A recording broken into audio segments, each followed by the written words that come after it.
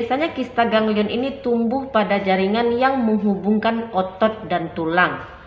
Ini biasanya berisi apakah benjolan tersebut merupakan kista ganglion. Biasanya dokter akan memeriksa benjolan tersebut menggunakan senter.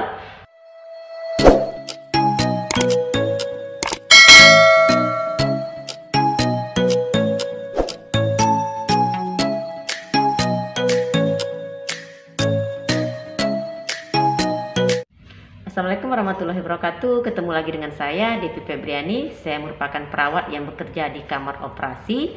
Terima kasih sudah klik dan menonton video ini. Di video kali ini saya akan membahas mengenai kista ganglion. Tapi sebelumnya, bagi kamu yang baru pertama kali menemukan channel Devi Febriani ini, silahkan di like terlebih dahulu, tekan subscribe. Jangan lupa tekan lonceng yang berwarna abu-abu agar kamu menerima semua notifikasi setiap kali saya mengupload video terbaru. Kemudian jangan lupa komen di bawah, kita sharing ilmu saja karena tidak ada manusia yang sempurna. Jika menurut kamu video saya ini bermanfaat, silakan kamu share ke media sosial kamu. Oke, langsung saja simak penjelasan saya berikut ini.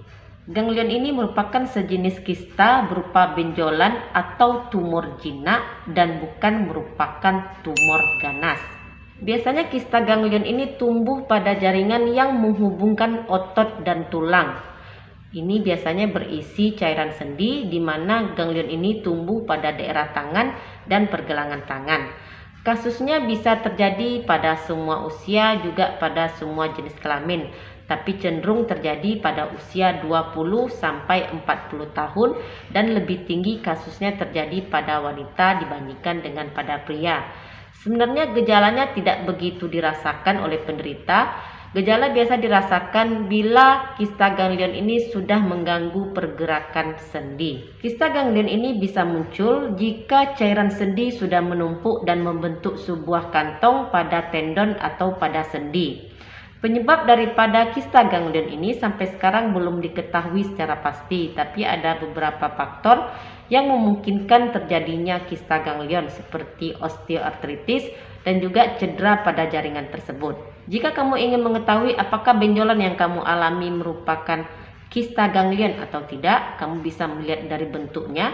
Biasanya kista ganglion ini bentuknya bulat atau oval. Ukurannya itu biasanya sebesar buah duku. Kemudian lokasi tumbuhnya itu biasanya di daerah sini, kemudian bisa di daerah sini, dan juga bisa di daerah kaki atau pergelangan kaki. Dan ukurannya kadang-kadang bisa berubah tergantung dari aktivitas. Bila kamu sering menggerakkannya seperti ini, dia biasanya akan lebih membesar, tapi pada saat kamu istirahat, dia bisa lebih kecil daripada saat kamu beraktivitas. Biasanya kista ganglion ini tidak menimbulkan rasa nyeri, tapi ada beberapa kasus akan menimbulkan rasa nyeri, kekakuan otot, kemudian bisa kesemutan. Ini disebabkan bila kista ganglion ini menekan saraf pada lokasi tersebut. Untuk memastikan apakah benjolan tersebut merupakan kista ganglion, biasanya dokter akan memeriksa benjolan tersebut menggunakan senter, akan menyenter benjolan tersebut apakah isi dari benjolan tersebut merupakan benda padat atau benda cair. Jika dibutuhkan pemeriksaan penunjang yang lain, biasanya dokter bisa melakukan pemeriksaan seperti pemeriksaan USG. Ini juga untuk menentukan apakah benjolan tersebut merupakan benjolan padat atau cair, atau bisa menggunakan spet atau jarum dengan aspirasi cairan dan memeriksa ke bagian laboratorium.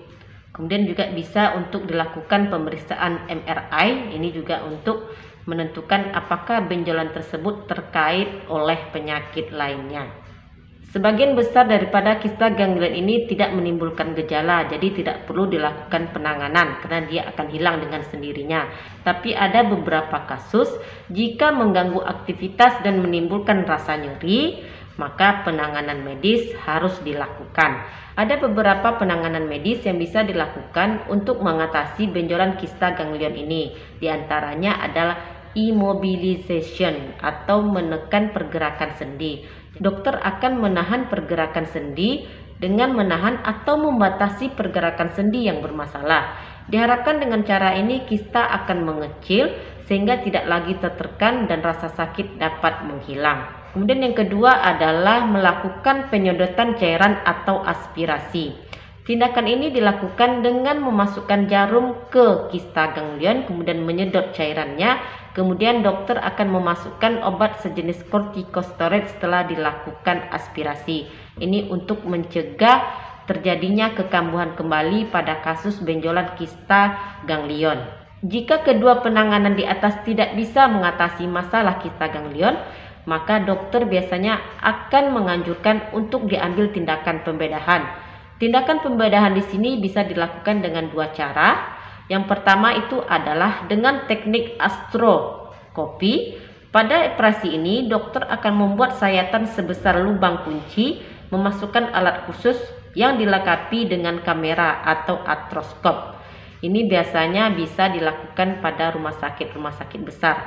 Dan yang kedua adalah dengan operasi terbuka. Kalau di rumah sakit kami, biasanya kami melakukan pembedahan atau operasi pada kasus kista ganglion ini menggunakan operasi terbuka. Operasi terbuka tentu saja dengan melakukan insisi pada daerah kista ganglion, kemudian kita akan mengeluarkan kista ganglion tersebut. Kemudian akan dijahit pada daerah keluarnya cairan sendi tersebut. Jika kista ganglion ini sudah dilakukan penanganan secara medis, dilakukan operasi, tapi tidak tertutup kemungkinan kalau kista ganglion ini akan sembuh secara total. Jadi kista ganglion berpotensi untuk kambuh kembali untuk masa-masa yang akan datang. Demikian sedikit informasi dari saya, semoga sedikit membantu. Terima kasih sudah menonton. Sampai jumpa di video saya selanjutnya. Stay healthy. Assalamualaikum.